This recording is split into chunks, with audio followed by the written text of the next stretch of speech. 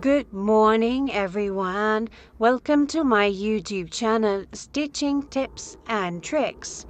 In my videos we will discuss in detail the sewing machine's techniques, tips and tricks. Today I'm going to show you how to insert a thread in the needle. Let's start. First of all, you have to press down on the spool pin lever with your finger. Remove the spool cap. Fully insert the spool of thread for the robin onto the spool pin.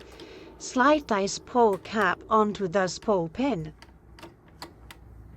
Make sure the hand wheel center line matches with the center line of the machine.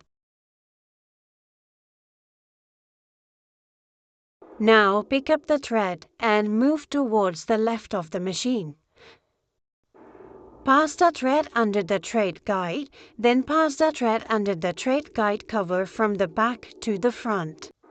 Feed the upper thread as per the guided line mentioned on the machines.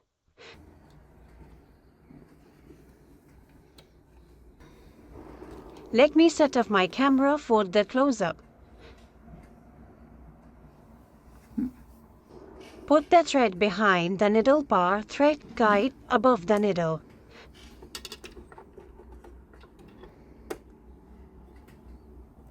Make sure your foot is all the way down if it's not adjusted with the help of the foot lever. Hook the thread into the guide and press the lever down.